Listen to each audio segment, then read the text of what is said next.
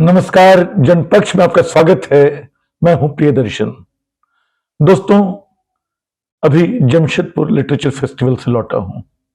2 दिन का बहुत प्यारा सा समय गुजार के, बहुत अच्छी व्यवस्था, कई अच्छे सत्र। खुद मेरा सत्र बहुत बढ़िया रहा। पत्रकारिता पर केंद्रित इस सत्र में मैंने खुलकर अपनी बात रखी। मौजूदा दौर के मीडिया और सत्ता के सांप्रदायिकीकरण पर भी चर्चा की और इस पर लोगों के एतराज भी सुने, उनके जवाब भी दिए।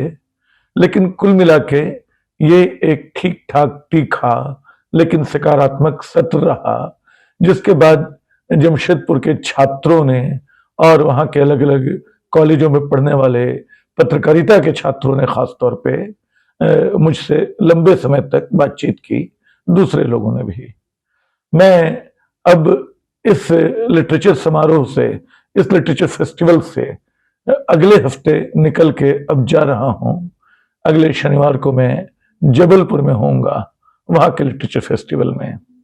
जब मैं बातचीत कर रहा हूं तो मुझे मालूम है कि एक लिटरेचर फेस्टिवल राजगीर में हो रहा है, एक प्रयागराज में हो रहा है, एक गोरखपुर में हो रहा है और शायद कुछ और शहरों में लगातार लिट फेस्ट चल रहे हैं।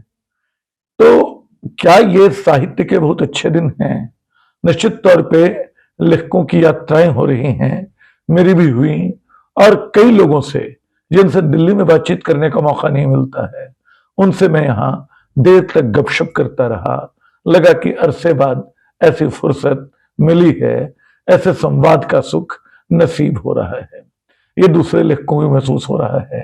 बल्कि बीच में एक लेखक ने एक दिलचस्प बात कही कि इन दिनों एयरपोर्ट पे मिलते हैं, यानी अलग अलग समारोहों में जा रहे लोग, जो जमशेदपुर जा रहे हैं और जो गोरखपुर जा रहे हैं, वो सब दिल्ली के एयरपोर्ट पे मिल रहे हैं और वहां फोटो खिंचवा रहे हैं।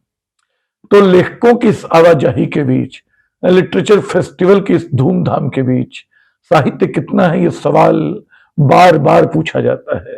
बार बार साहित्य के संकट की याद दिलाई जाती है कि किताबें नहीं बिक रही हैं, कि हिंदी कोई पढ़ नहीं रहा है, कि सरोकार समाप्त हो रहे हैं, कि कॉरपोरेट हावी है, तो ये साहित्य समारोह क्यों, इस तरह की बात की जाती है।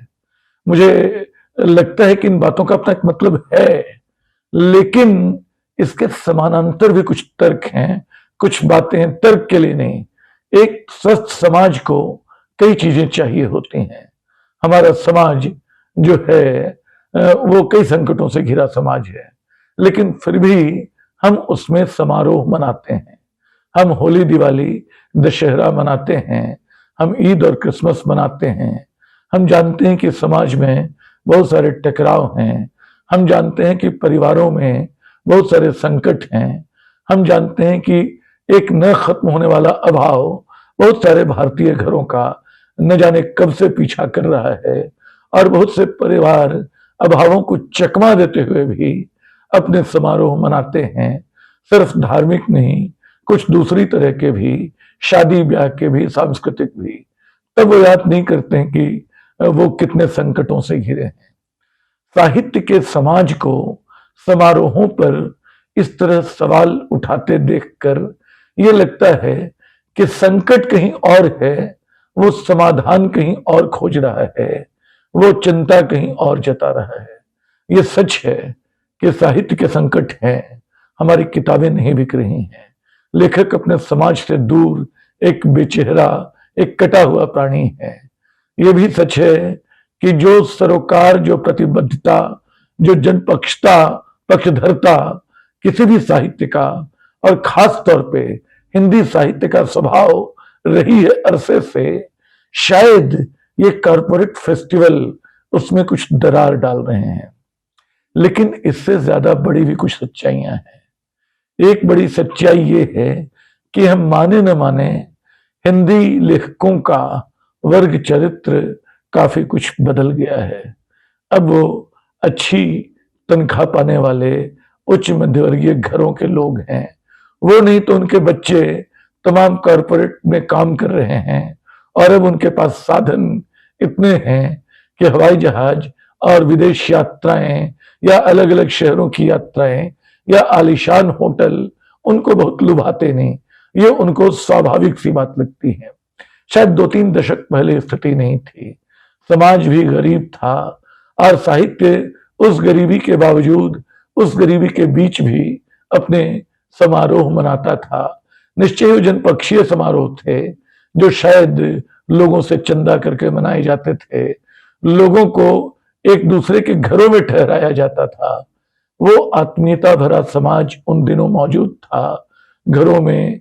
तब शायद आज के फ्लैट नुमा घर नहीं होते थे, वो बड़े घर होते थे जिनमें बड़े परिवार की और मेहमानों की भी जगह कुछ आसानी से निकल आती थी। इतनी सुविधाओं का भी अभ्यास नहीं था, लोग घर में कंबल बिछा के, दरी बिछा के आराम से सो जाया करते थे। आज वो स्थिति नहीं है, आज समाज बदल रहा है, इसलिए समारोह भी बदल रहे हैं। हिंदी साहित्य के जो संकट हैं उन्हें खोजना है तो आपको दूसरी जगह जाना होगा, लेकिन समारोहों के बीच उनको खोजेंगे या समारोहों में के लिए को उनके लिए जिम्मेदार ठहराएंगे तो शायद ये बहुत अच्छी बात नहीं होगी। क्योंकि मैंने कई समारोहों में, हालांकि बहुत ज्यादा समारोहों में मैंने शिरकत नहीं की है, जहां से ये समारोह शुरू हुए, जयपुर लिटरेचर फेस्टिवल जो बहुत बड़ा समारोह है और जिसमें विदेशों से भी कई नामचीन लेखक आते हैं, नोबेल पुरस्कार विजेता भी आते हैं, आज तक इन तमाम वर्षों में मैं वहां नहीं गया। तो ऐसा नहीं कि मुझे कोई चाव है, जहां से न्योते मिले लगा कि वो सार्थक सकारात्मक है, वहां मैं गया और मैंने पाया ये कि बहुत सारे अनजान पाठक जो अन्यथा साहित्य से दूर रहते हैं वो आते हैं, उनको एक अलग तरह का विचार सुनने को मिलता है। किताबों की स्टॉल पे बहुत सारी किताबें दिखती हैं, वो कुछ खरीद भी लेते हैं और वो बातचीत भी करते हैं लेखकों से, वो पहली बार अपने लेखकों को पहचानने की भी कोशिश करते हैं। तो ये सारा कुछ होता है और अंततः इन समारोहों में थोड़ी बहुत ही सही एक स्थानीय लोगों की, एक भीड़ शब्द नहीं चाहता हूं इस्तेमाल करना, उनकी बड़ी भागीदारी फिर भी संभव होती है, जो किताबों की दुनिया से जुड़कर अपने आप को शायद कुछ संतुष्ट महसूस करते हैं। निश्चय ही 2-3 शिकायतें तमाम समारोहों से सबको होती रही हैं। एक शिकायत तो ये है कि साहित्य समारोहों के नाम पर अक्सर इसमें सितारों को तरजीह दी जाती है, फिल्मों के की बड़ी हस्तियों को, टीवी चैनलों से जुड़ी शख्सियतों को, क्योंकि उससे स्पॉन्सर मिलते हैं, उससे साधन आते हैं जिनसे बाकी समारोह हो सकें और कई बार लेखक उसमें पीछे छूट जाते हैं। लेकिन ये हमेशा नहीं होता है और कई बार दोनों समानांतर चलते रहते हैं। लेखक भी अपनी बात कह रहे होते हैं, मजबूती से कह रहे होते हैं, कई बार बिखर भी जाते हैं, जैसे कोई आयोजन बिखर जाता है। एक दूसरा सवाल पूंजी का सवाल आता है, आप किन की मदद से समारोह करें, कौन लोग करें? क्या सरकारी पूंजी से हम समारोह करने की हालत में हैं? क्या हमारी सरकारी अकादमियां या संस्थाएं इस लायक हैं कि वो स्वायत्त समारोह कर सकें? अभी अभी हमने साहित्य अकेडमी के पुरस्कारों का हाल देखा है, जहां मंत्रालय की इजाजत के बिना वो कोई घोषणा नहीं कर सकते हैं। उनसे आप कैसे उम्मीद करेंगे कि स्वायत्त समारोह करेंगे और उन लेखकों को बुलाएंगे जो सत्ता पे, जो सरकार पे, जो व्यवस्था पे सवाल उठाते हैं, जो बताते हैं कि जो कुछ हो रहा है वो ठीक नहीं है। तो लेकिन अब दूसरा रास्ता क्या है? दूसरा रास्ता पूंजी की गली का है, कॉरपोरेट का है। क्या ये पैसा हमें लेना चाहिए? ये एक बड़ा दुविधा भरा सवाल है। सवाल ये है कि क्या हम पैसे से, उस पैसे से कॉरपोरेट के अपने हित होते हैं, कॉरपोरेट के अपने दिखावे होते हैं, उसके अपने स्वार्थ होते हैं, लेकिन क्या हम उस पैसे से उसके स्वार्थ को कहीं पूरा कर रहे होते हैं या कहीं उसका विरोध भी कर रहे होते हैं?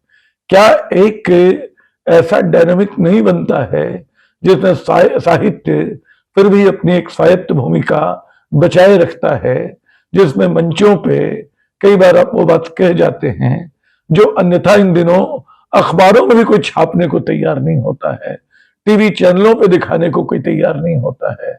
मैंने पिछले कम से कम 2 कार्यक्रमों में, बल्कि 3 कार्यक्रमों में, एक गाजीपुर लिटरेचर फेस्टिवल, एक भोपाल का जो विश्वरंग, और तीसरा जमशेदपुर, इन तीनों जगहों पे मुझे लगा कि वो जरूरी हस्तक्षेप करूं। ये मैं अपनी सफाई देने के लिए नहीं बोल रहा हूं, लेकिन हम वहां नहीं होते।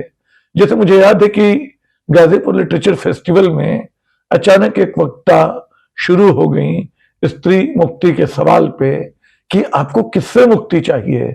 उस पिता से जो आपको पालने में खिलाता है, गोदी में खिलाता है, लोरी सुनाता है, उस भाई से जो आपकी रक्षा के लिए हमेशा तैयार रहता है। ये ऐसा भावुक कर देने वाला वक्तव्य था कि अंततः मुझे हस्तक्षेप करना पड़ा। मैंने कहा कि लड़कियों को भाई से, उस भाई से मुक्ति चाहिए जो उसको जीन्स पहनता देखकर थप्पड़ मारता है और किसी लड़के से बात करते देखकर गोली मार देता है। उसको उस पिता से मुक्ति चाहिए जो संपत्ति में बराबरी का हिस्सा नहीं देता है। असल में पिता के भीतर छुपी पितृसत्तात्मकता से और भाई के भीतर छुपे मर्दवाद से मुक्ति चाहिए।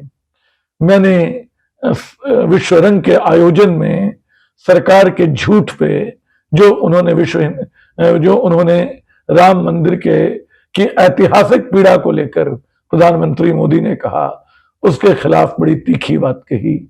यहां भी जमशेदपुर में मैंने वो सब कहा जिसको इन दिनों कहीं छापने, कहीं बोलने के लिए मुझे जगह चाहिए होती है। और शायद ये माध्यम जो मैं अपना रहा हूं, यूट्यूब चैनल का, उसके पीछे ये भी एक ख्याल है कि शायद मैं अपनी बात कुछ आजादी के साथ कह सकूंगा, बेशक कुछ जिम्मेदारी के साथ भी, क्योंकि मैं जानता हूं कि मैं जो भी कर रहा हूं उसका अकेला जिम्मेदार मैं हूं। लौटते हैं जिस सवाल से शुरू हुआ था। मैं वाकई जमशेदपुर से खुश लौटा हूं और आने वाले दिनों में जबलपुर की एक अच्छी यात्रा की उम्मीद कर रहा हूं, जहां मैं कविता का पाठ करूंगा, कविताएं पढ़ूंगा अपनी। ये मंच निश्चय ही बहुत सारे लेखकों को दुविधा में डालते हैं, लेकिन अंततः शायद तरह तरह के संशय मेरे भीतर भी होते हैं। लेकिन मैं मानता हूं कि संकट अपनी जगह है, संकटों से मोर्चा अपनी जगह है और समारोह अपनी जगह है। ये समारोह समाज भी करता है, साहित्य भी करता है। आप भी कीजिए। समारोहों में बेशक सरोकार न भूल जाइए, साहित्य को अपना मूल चरित्र न बदलने दीजिए। लेखक वो न लिखे जो समारोहों और मंच के अनुकूल हो, वो लिखे जिसमें उसकी आत्मा और जनता की आत्मा बोलती हो, जिसमें वो दुख दर्द अभिव्यक्ति पाते हों जिन्हें और कहीं जगह नहीं मिल रही है। शुक्रिया।